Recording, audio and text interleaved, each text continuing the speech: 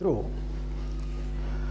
आज हम एक रोचक विषय पर प्रकाश डालने के लिए जा रहे हैं जो सभी के लिए एक उत्सुकता का विषय रहता है। आज हम उस विषय पर चर्चा करने के लिए जा रहे हैं। आज हम इस विषय पर आपको जानकारी देंगे कि मृत्यु के पश्चात आत्मा कहाँ जाती है, क्या होता है, कैसे व्यक्ति जन्म लेता है, व्यक्ति को मोक्ष कैसे प्राप्त होता है। इन सब चीज़ों के बारे में आज हम आपको जानकारी देंगे। तो इस जानकारी यदि आप जानना चाहते हैं, आप इस विषय के लिए यदि आप इच्छुक हैं जानने के लिए, तो इस वीडियो को आप शुरू से अंत तक जरूर सुनें, तो निश्चित रूप से आपको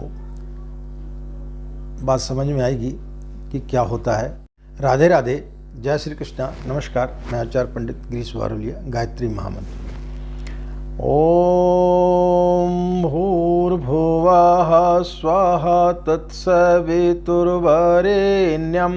भर्गो देवस्य धीमहि धियो यो नः प्रचोदयात्। अखण्डमण्डलाकारं व्याप्तं येन चराचरं तत्पदं दर्शितं येन तस्मै श्रीगुरवे नमः। तस्मै श्री गुरवे नमः। मित्रों, आज हम मृत्यु के पश्चात आत्मा का क्या होता है, व्यक्ति के साथ में क्या होता है, इस सब चीज़ों के बारे में जानकारी देने के लिए जा रहे हैं। एक शरीर होता है जो स्थूल होता है, जो हमें दिखाई पड़ता है। स्थूल शरीर जिससे सभी लोग परिचित रहते हैं। तो जब व्यक्ति मरता है तब उसका स्थूल शरीर समाप्त हो जाता है। जिस प्रकार से कि आप लालटेन को या लाइट को धीरे धीरे आप बंद करते हैं तो वो सिकुड़ता हुआ चला जाता है और वहाँ पर अंधकार छाते हुए चला जाता है, और फिर धीरे वो आखिरी में लौ अकेली बच जाती है और वहाँ पर पूरा अंधकार छा जाता है। इसी प्रकार से जब व्यक्ति की मृत्यु होती है तो उसका शरीर धीरे धीरे, उसकी जो आत्मा है वो धीरे धीरे सिकुड़ना प्रारंभ कर देती है और फिर उसका जो स्थूल शरीर है वो समाप्त हो जाता है। तो एक शरीर होता है स्थूल शरीर जो हमें अपनी आंखों से दिखाई पड़ता है। दूसरा सूक्ष्म शरीर होता है जो हमें दिखाई नहीं पड़ता है। जब व्यक्ति की मृत्यु होती है तो उसका सूक्ष्म शरीर जिंदा रहता है, यानी स्थूल शरीर जो है वो तो समाप्त हो जाता, जो कि मांस मज्जा से बना हुआ है, पंचतत्व से बना हुआ है, तो वो पंचतत्व में विलीन हो जाता है। लेकिन उसके अंदर दो चीज़ें रहती हैं, एक स्थूल शरीर, एक सूक्ष्म शरीर और एक आत्मा। इन दो चीज़ों से निर्मित होता है आपका स्थूल शरीर। तो जैसे ही आपका स्थूल शरीर समाप्त होता है तो सूक्ष्म शरीर उससे बाहर निकल आता है। सूक्ष्म शरीर जो साधक स्तर के लोग होते हैं, जो साधना करते हैं, तो वो उस सूक्ष्म शरीर को अपनी मृत्यु के पश्चात देख सकते हैं, उन्हें वो दिखाई देता है। वैज्ञानिक लोगों ने भी इस पर शोध किया है और उन्होंने पाया है कि जब व्यक्ति की मृत्यु होती है तो कोई छोटा सा शरीर उसके ऊपर से निकलता है, तो ये सूक्ष्म शरीर होता है। तो सूक्ष्म शरीर जीवित रहता है, स्थूल शरीर समाप्त हो जाता है। अब सूक्ष्म शरीर को और स्थूल शरीर के मध्य में जो आत्मा होती है उसके बारे में समझें कि सूक्ष्म शरीर जिस प्रकार से स्थूल शरीर को अनंत आत्माएं दिखाई देती हैं, इसी प्रकार से सूक्ष्म शरीर को भी ऐसा लगता है कि अनंत आत्माएं हैं। लेकिन जो व्यक्ति समाधि में पहुंच जाता है और वो सूक्ष्म शरीर से भी अलग हो जाता है, यानी बूंद समाया समुद्र में, और वो उसमें विलीन हो जाता है, जिसे हम मोक्ष कहते हैं, तो फिर उसका आवागमन बंद हो जाता है, क्योंकि आत्मा न कभी मरती है न कभी जन्म लेती है।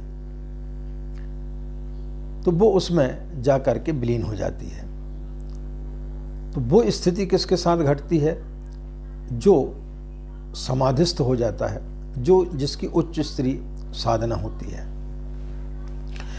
अब जो सूक्ष्म शरीर रहता है उसके अंदर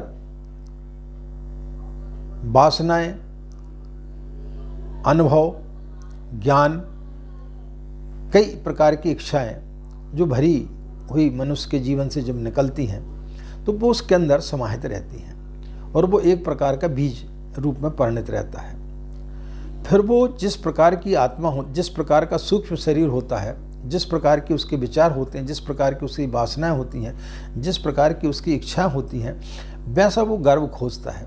और जैसे ही उसको वो गर्भ मिलता है तो उसमें वो अपनी आत्मा के साथ में प्रवेश कर जाता है और फिर जन्म लेता है। जिस प्रकार से कि बीज पौधा बनता है, पौधे के बाद में वृक्ष के रूप में परिणत होता है और अंत में मृत्यु को प्राप्त होता है। तो ये आवागमन चलता रहता है जो सूक्ष्म शरीर तक टिका रहता है। लेकिन जो सूक्ष्म शरीर से परे हो जाता है वो उसकी आत्मा जो है वो परमात्मा में विलीन हो जाती है। यानी आत्मा एक ही होती है। स्थूल शरीर वाले को कई आत्माएं दिखती हैं, सूक्ष्म शरीर वाले को भी कई आत्माएं दिखती हैं। लेकिन जब जो व्यक्ति समाधिस्थ होता है और जो व्यक्ति को आत्मज्ञान हो जाता है वो व्यक्ति को फिर सारी सब जगह सिर्फ एक ही दिखता है, वह जहाँ मैं खत्म हो जाता है, जहाँ अहम खत्म हो जाता है। फिर कोई विचार नहीं बचते, ना कोई वासना बचती है, ना कोई तृष्णा बचती है, ना कुछ बचता है। मैं एक जगह पढ़ रहा था रामकृष्ण परमहंस के बारे में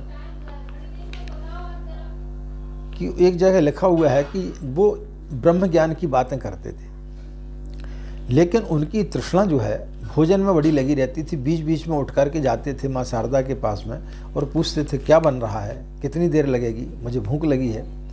तो माँ शारदा व उनके शिष्यों को बड़ा आश्चर्य होता था कि इतने बड़े आत्मज्ञानी, ब्रह्मज्ञानी और ब्रह्म की चर्चा हो रही है और ये जो है बार बार आकर के भोजन में अपनी वासना दिखा रहे हैं, भोजन में अभी भी इनका लगाव है, यानी इनके जिह्वा पे जो है कोई कंट्रोल नहीं रहा है।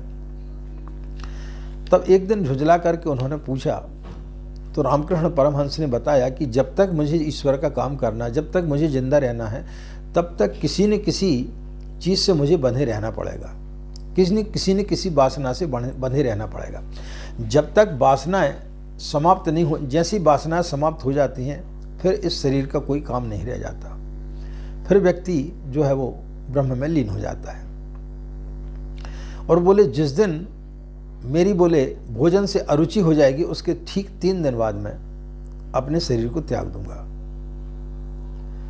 समय बीता, कुछ समय के पश्चात में जब माँ शारदा उनको भोजन लेकर के आई तो उन्होंने पीठ कर ली, यानी उस दिन उनको भोजन से अरुचि हो गई। तब माँ शारदा को याद आई उनकी बात कि उन्होंने ऐसा ऐसा बोला था। ठीक उसके 3 दिन के पश्चात में उनकी मृत्यु हो गई। तो जिस दिन हमारे जो सूक्ष्म शरीर रहता है उसके अंदर की वासनाएं, तृष्णाएं, जो भी उसके अंदर चीज़ें रहती हैं, वो जब समाप्त हो जाती हैं तो फिर वो आत्मा जो है परमात्मा में विलीन हो जाती है, जिसे हम मोक्ष बोलते हैं। फिर इस दुनिया में आवागमन का जो रास्ता है वो बंद हो जाता है, फिर वो आत्मा कभी जन्म नहीं लेती है। तो आत्मा ना तो कभी मरती है, ना उसे मारा जा सकता है, ना उसे धूप लगती है, ना कुछ लगता है। तो एक श्रेणी के जो व्यक्ति होते हैं जिन्हें सिर्फ स्थूल शरीर दिखाई देता है, दूसरी जो साधक होते हैं उनके लिए सूक्ष्म शरीर भी दिखाई देना चालू कर देता है। और जब उनकी मृत्यु होती है तो वो अपने शरीर को देखते हैं कि हमारा शरीर ले जाया जा रहा है शमशान घाट में, हमारे शरीर को जलाया जा रहा है, वो सारी चीज़ें देखता है। लेकिन मरते समय उसके अंदर जो भी वासनाएं, ज्ञान, अनुभव, तृष्णा जो भी रहती है उस आधार पर फिर वो किसी गर्भ का चयन करता है और फिर अपना जन्म लेता है। कई शोधों में इस प्रकार से भी पता चला है कि व्यक्ति 3 दिन तक नहीं मरता, भले अपन उसको जलाकर के जाते, लेकिन वो स्वीकार नहीं करता। उसका जो सूक्ष्म शरीर है, क्योंकि उसे समझ में तो नहीं आता, जो साधक स्तर का नहीं होता उसे समझ में नहीं आता कि मेरा ये सूक्ष्म शरीर है। तो वो सूक्ष्म शरीर उसी प्रकार से काम करते रहता है जिस प्रकार से कि उसका स्थूल शरीर काम कर रहा है। तो वो देखता है, अपने बच्चों को देखता है, अपनी पत्नी को देखता है, सबको रोते हुए देखता है, सबको आते हुए देखता है, वो उनको पुकारता है, उनसे बातचीत करना चाहता है, लेकिन कोई बातचीत नहीं करता। वो देखता है कि मेरी जो है शरीर को जलाया जा रहा है, लोग जो है ले जा रहे हैं, वो सारी चीज़ें देखता है और प्रलाप करता है। तो 3 दिन के पश्चात, किसी किसी को 3 दिन से ज़्यादा भी लगता है, लेकिन ऐसी मान्यता है अपने शास्त्रों में कि 3 दिन के बाद फिर उसे समझ में आता है कि मैं मर चुका हूँ, और फिर वो अनंत की यात्रा में निकल जाता है, आराम करता है, और फिर उसके पश्चात जिस प्रकार की उसकी वासनाएं रहती, जैसा उसका बीज बनता है, वैसा वो अपने गर्भ को धारण कर लेता है। तो मित्रों, मृत्यु के पश्चात में व्यक्ति का जो सूक्ष्म शरीर है वो जीवित रहता है, और उसके साथ में आत्मा। इसको इस प्रकार से समझें कि यदि आपके घर में जैसे 10 बल्ब जल रहे हैं, लेकिन जहाँ मेन ट्रांसफार्मर है उससे उसका जुड़ाव है, और यदि वहाँ से बंद कर दिया जाए तो सारे बल्ब एक साथ बंद हो जाएंगे, और वो उसकी रोशनी कहाँ चली जाएगी, उसकी शक्ति कहाँ चली जाएगी, उस ट्रांसफार्मर में। तो देखने को हमें अनंत आत्माएं दिखती हैं, सूक्ष्म शरीर को भी अनंत आत्माएं दिखती हैं, लेकिन आत्मा सिर्फ एक ही होती है। जिस प्रकार से एक दीपक से आप हजारों दीपक जला सकते हैं, लेकिन जब वो सारी ज्योति एक दीपक में समाहित होती है तो फिर वो सिर्फ एक ही ज्योति रह जाती है, तो वो फिर सिर्फ ट्रांसफार्मर ही रह जाता है। तो ईश्वर एक है, उसकी अनंत, जिस प्रकार से वृक्ष एक रहता है लेकिन उसमें अनंत जो है आपको पत्ते दिखाई पड़ेंगे, लेकिन अलग अलग पत्तों को आप यदि देखेंगे तो वो वृक्ष नहीं बनता, लेकिन एक पत्ते में भी यदि आप उसको पूर्ण तरीके से समझेंगे तो उसमें पूरे वृक्ष उसमें छिपा हुआ रहता है। तो वृक्ष जो है वो एक होता है। इसी प्रकार से आत्मा व्यक्ति की एक होती है।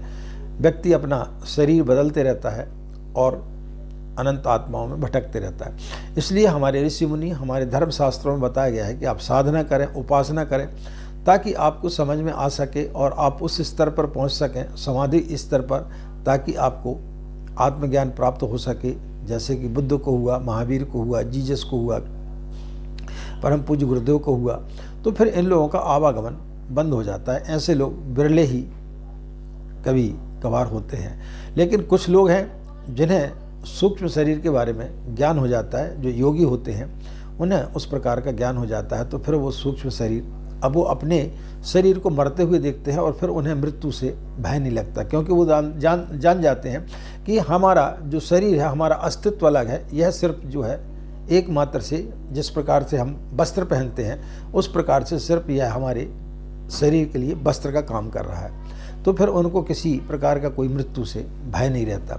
और जब तक हम उस चीज़ को नहीं समझते हैं तो व्यक्ति को मृत्यु से भय लगते रहता है। तो मित्रों, आज हमने आपको जानकारी दी कि मृत्यु के पश्चात में आत्मा किस प्रकार से होती है, उसका कैसा स्वरूप होता है, स्थूल शरीर, सूक्ष्म शरीर के बारे में हमने आपको जानकारी दी। आशा है यह जानकारी आपके लिए अच्छी लगी होगी, और यदि आप हमारे विचारों से सहमत रहते हैं, आपको हमारे विचार अच्छे लगते हैं, तो फिर हमारे चैनल पर आने वाले वीडियो को आप ज़्यादा से ज़्यादा शेयर किया करें, ताकि दूसरे लोग भी इसका लाभ ले सकें।